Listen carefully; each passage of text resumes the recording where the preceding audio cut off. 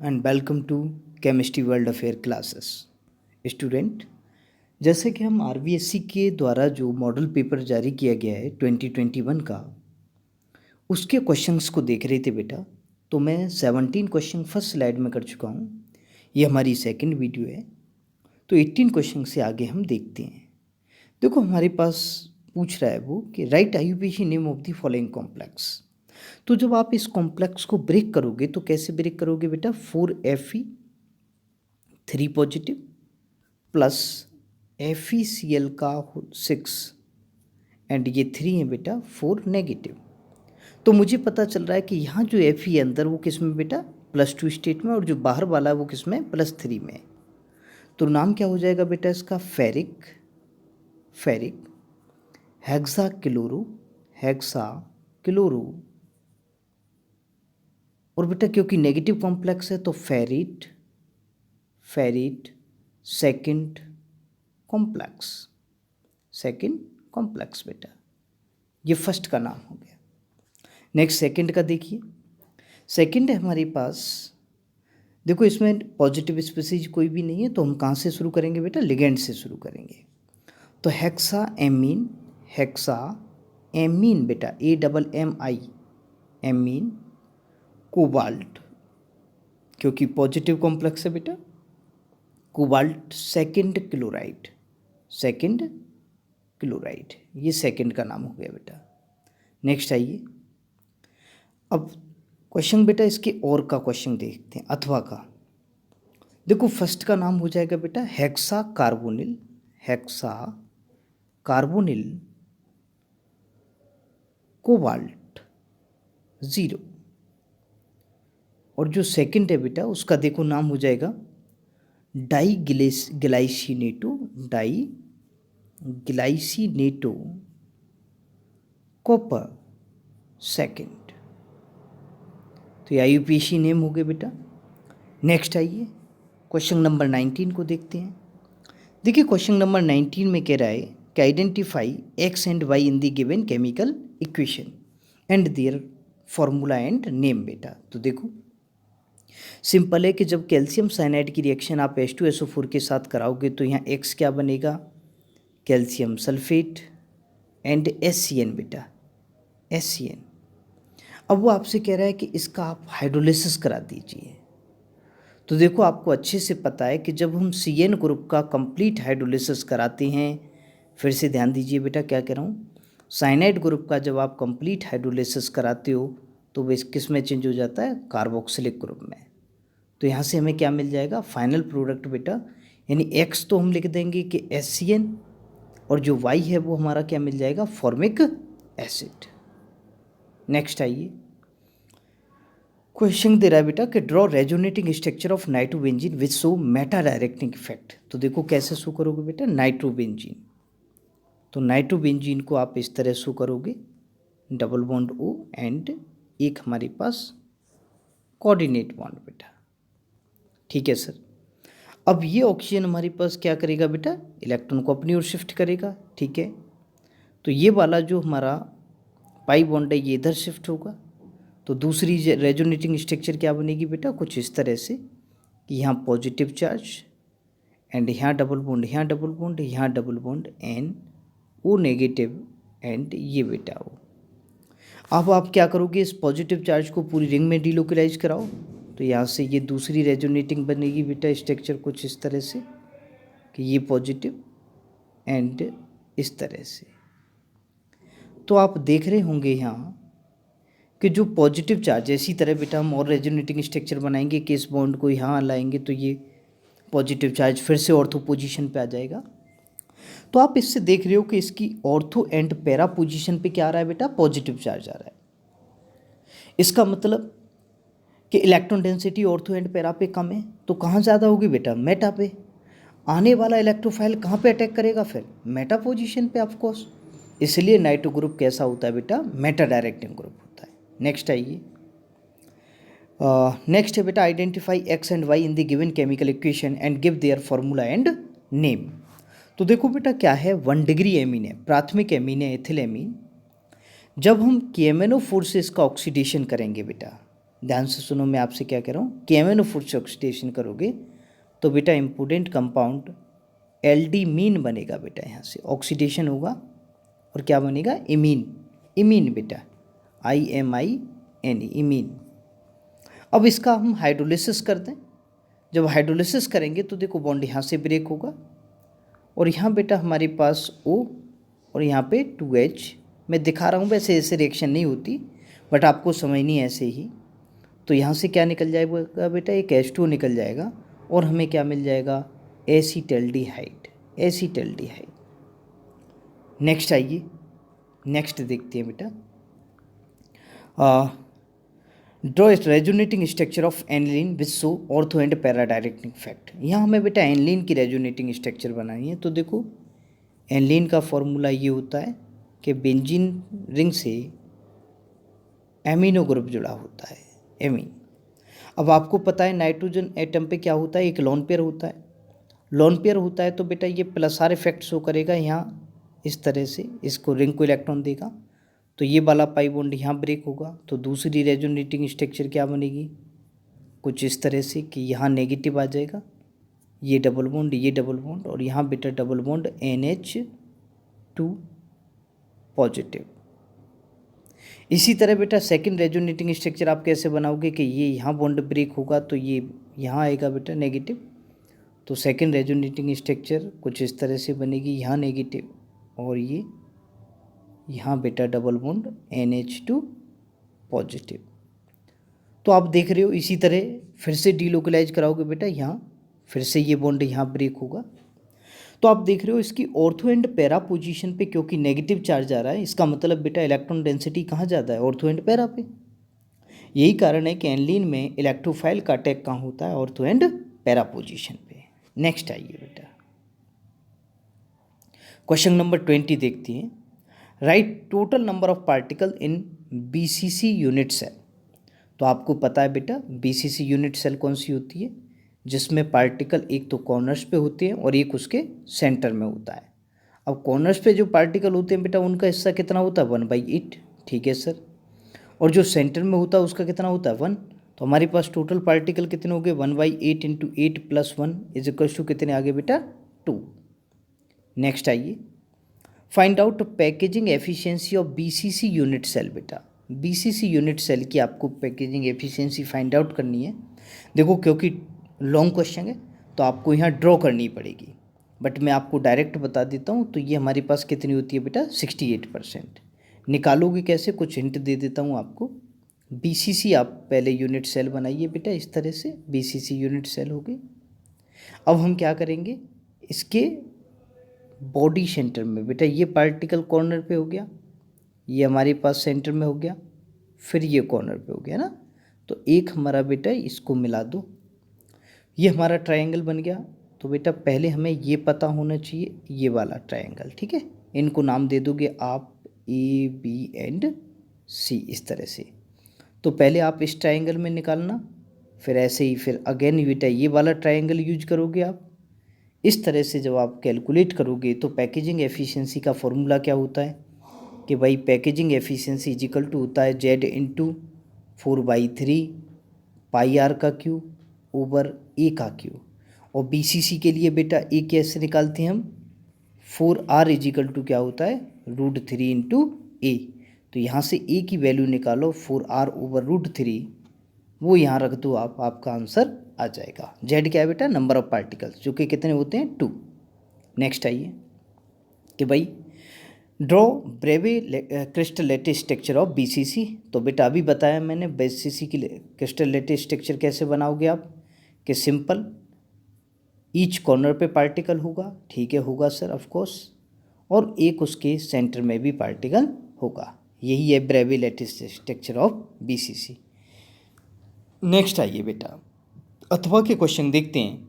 Right total number of particles in a simple cubic unit cell. आपको पता है simple cubic unit cell में जो पार्टिकल्स होते हैं वो केवल कहाँ होते हैं बेटा, कॉर्नर्स पे।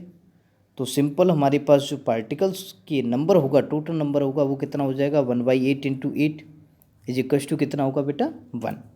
Second, find out the packaging efficiency of simple cubic unit cell. कैसे निकालोगे? फॉर्मूला वही है बेटा पैकेजिंग एफिशिएंसी का कि Z इंटू 4/3 पाई आर का क्यू ऊपर बेटा, क्योंकि ए का क्यू।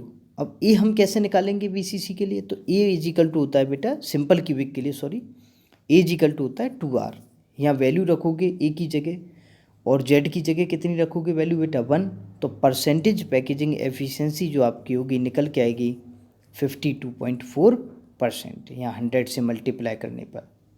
नेक्स्ट पूछ रहा है बेटा कि draw Breville crystal lattice structure. तो सिंपल अभी बनाया आपने। ब्रेविल लैटिस कैसे बना दोगे कि भाई जिसके केवल और केवल कॉर्नर्स पे पार्टिकल्स होंगे वो हमारा कैसा होगा? Simple cubic unit cell. ये हो गया बेटा आपका आंसर। नेक्स्ट आइए क्वेश्चन नंबर 21 पे। देखिए डिफाइन द लायोफिलिक कॉलॉइड्स। तो लायोफिलिक कॉलॉइड्स कैसे होते हैं बेटा? Define the lyophilic colloids, the colloids which are attracted to each other, means they have strong attraction force between disperse phase and dispersion medium. यानी इनमें disperse phase और dispersion medium के बीच में बेटा स्ट्रॉन्ग अट्रैक्शन फोर्स होते हैं। They are not easily coagulated, इन्हें आसानी से कोएगुलेट नहीं किया जा सकता। दे आर स्टेबल, ये बेटा स्टेबल होते हैं। ये हो गया। नेक्स्ट पूछ रहा है बेटा write two differences between adsorption and absorption. आपको पता है बेटा एडजॉर्प्शन का क्या होता है? केवल सरफेस पर किसी सब्सटेंस की क्या होती है? कंसंट्रेशन इंक्रीज होती है। जबकि एब्जॉर्प्शन में क्या होता है बेटा कि एक सब्सटेंस के अंदर दूसरा सब्सटेंस थ्रू आउट समान रूप से वितरित हो जाता है बेटा, है ना। तो ये एक बल्क फिनोमेना है। यहाँ क्या हो रहा है बेटा? बल्क में भी एक सब्सटेंस दूसरे सब्सटेंस से जा रहा है, जबकि यहाँ केवल कहाँ हो रहा है बेटा? सरफेस पर हो रहा है। तो ये डिफरेंस हो गया कि ये एक सरफेस फिनोमेना है जबकि एक बल्क फिनोमेना है। दूसरा है बेटा जो एब्जॉर्प्शन होता है वो होता है बेटा एंडोथर्मिक प्रोसेस इम्पोर्टेंट है। जबकि जो एडजॉर्प्शन होता है वो कैसा होता है बेटा? Exothermic process. कौन सा होता है? एक्सोथर्मिक। तो ये टू डिफरेंस हो गए बेटा।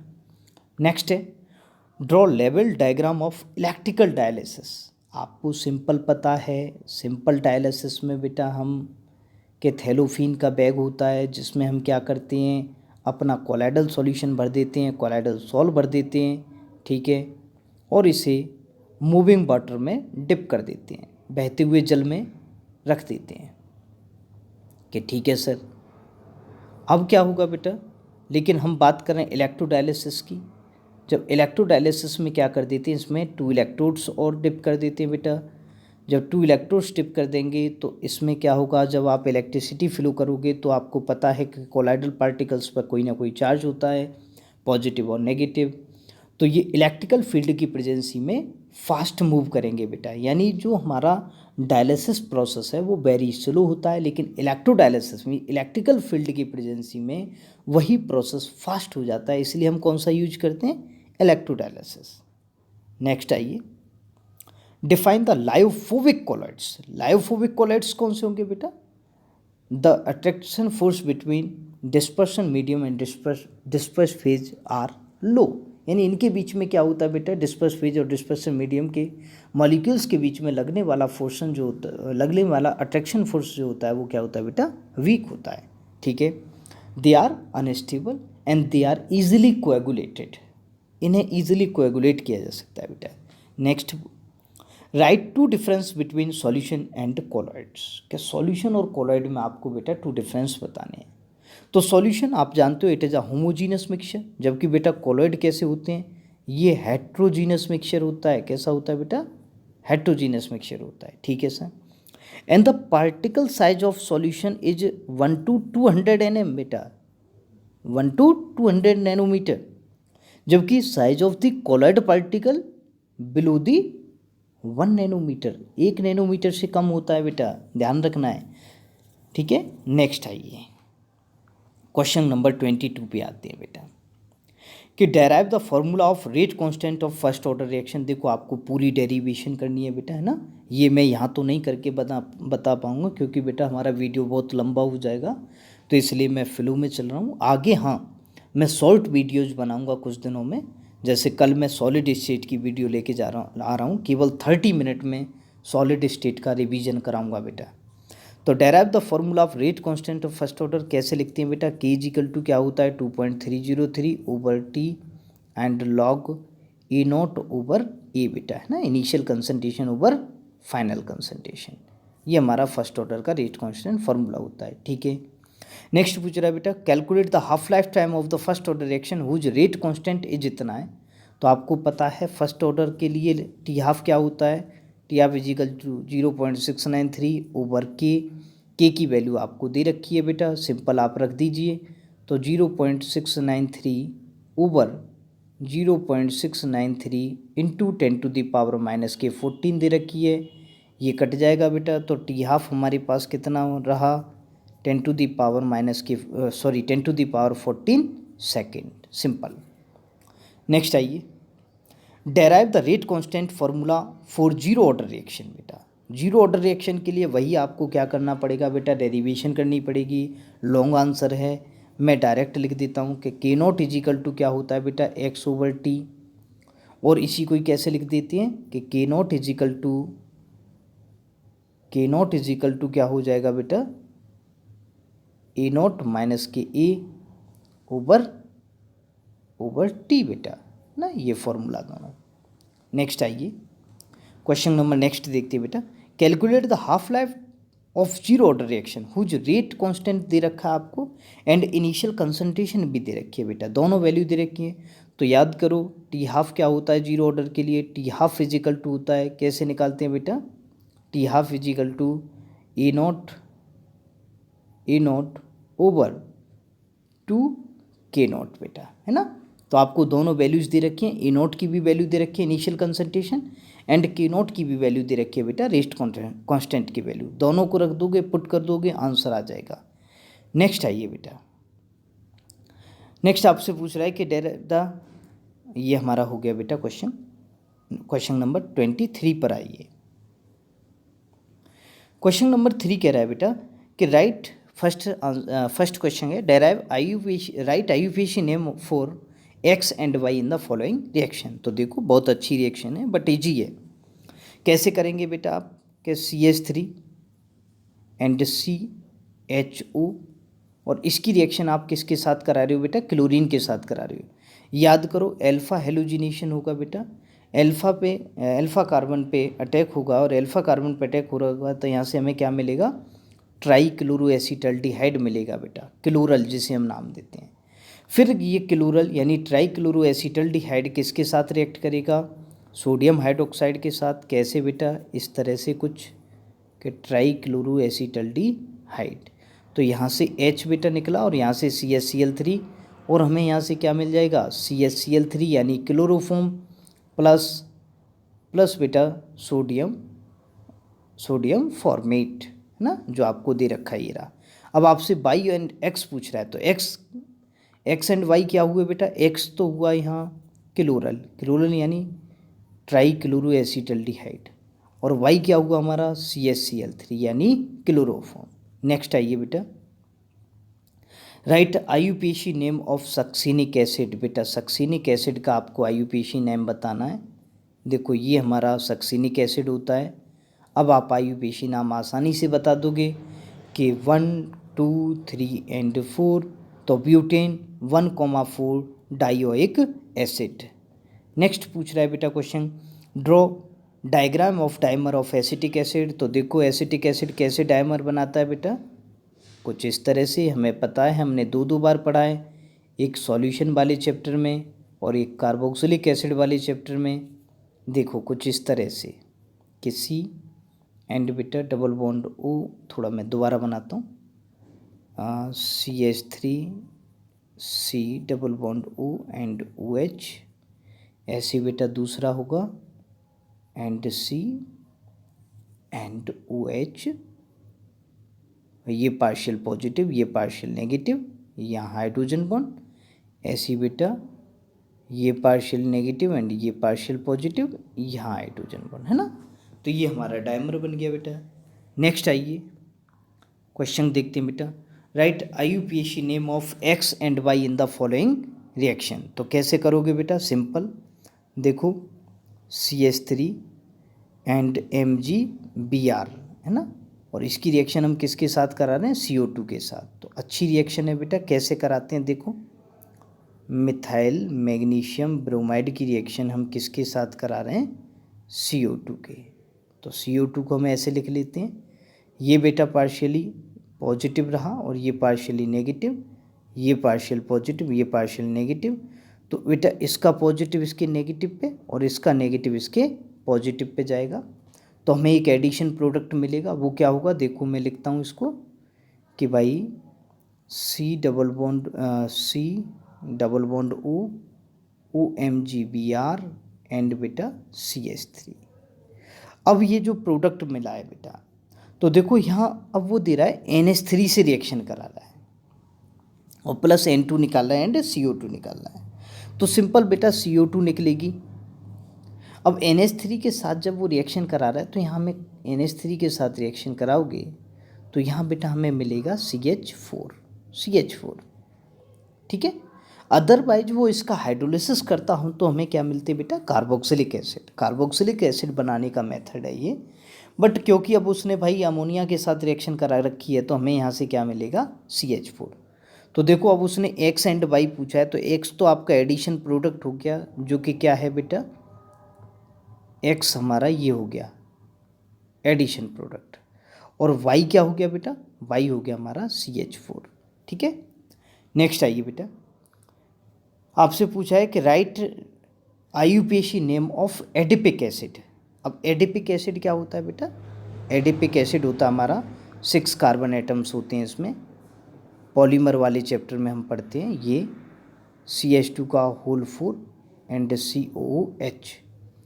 तो क्या हो जाएगा बेटा, हेक्सेन 1,6 डाइओइक एसिड। IUPAC नाम क्या होगा बेटा, हेक्सेन 1,6 डाइओइक एसिड। नेक्स्ट आइए कि draw resonating structure of carbonyl group. बेटा कार्बोनिल ग्रुप की स्ट्रक्चर बनानी है, तो देखो कार्बोनिल ग्रुप हमारा ये होता है बेटा, ठीक है। रेजोनेटिंग स्ट्रक्चर बनानी है तो सिंपल आप क्या करोगे, दूसरी रेजोनेटिंग स्ट्रक्चर क्या होगी, O पे नेगेटिव एंड C पे positive, simple. Next, right IUPAC name of X and Y in the following reaction. तो देखो बहुत अच्छी रिएक्शन है, जब आप डाईक्लोरोएथेन की रिएक्शन है ना बेटा, देखो डाईक्लोरोएथेन की रिएक्शन जब आप QH के साथ करा रहे हो तो यहाँ से क्या होगा बेटा, Cl की जगह क्या जाके जुड़ जाएंगे, OH। अब आपको पता है एक ही कार्बन से 2 OH नहीं जुड़े रह सकते, तो यहाँ से एक वाटर मॉलिक्यूल लूज होगा, तो बेटा हमारे पास क्या मिल जाएगा, एसीटल्डिहाइड मिल जाएगा, CH3CHO, यानी X हमारे पास ही आ गया बेटा। अब वो कह रहा है कि इसका अगर मैं रिडक्शन कर दूं बेटा, क्लीमेंसन रिडक्शन हो रहा है, तो देखो कैसे होगी रिएक्शन, सिंपल कि भाई एसीटल्डिहाइड जो हमें मिला X, उसका आप रिडक्शन करा दो ZnHg एंड HCl के द्वारा, तो ये जो कार्बोनिल ग्रुप है ये मैथिलीन ग्रुप में चेंज हो जाता है और हमें कंपाउंड क्या मिलेगा बेटा, एल्केन CH3 एंड CH3, यानी इथेन, क्या मिल जाएगा, इथेन। नेक्स्ट आइए, right IUPAC name of acetaldehyde. अब बताओ इससे जी क्या क्वेश्चन हो सकता है बेटा, एसीटल्डिहाइड का IUPAC नाम बताना आपको, तो 1,2 यानी एथेन है ना बेटा, एथेन, और अल यानी ethanal. Next, draw resonating structure of carboxylate ion. बेटा कार्बोक्सिलेट आयन कौन सा होता है, RCO1 नेगेटिव। तो देखो कैसे बनाएंगे, RC double bond O and O बेटा नेगेटिव, ये यहाँ बॉन्ड बनाएगा तो तुम्हें पता है ये यहाँ ब्रेक होगा, तो इसकी दूसरी रेजोनेटिंग स्ट्रक्चर क्या हो जाएगी बेटा, RO negative and double bond O, these are resonating structure. तो बेटा ये हमारा 2021 का जो मॉडल पेपर RBSc ने दिया है वो बेटा कंप्लीट होता है। अगर आपको अच्छा लग रहा है और आप ऐसे ही चाह रहे हो कि मैं आपकी हेल्प करता रहूं और बेटा रिवीजन कराता रहूं, तो आप इस सेशन को शेयर करो, सब्सक्राइब करो, ज़्यादा से ज़्यादा लाइक करो बेटा, है ना। Thank you.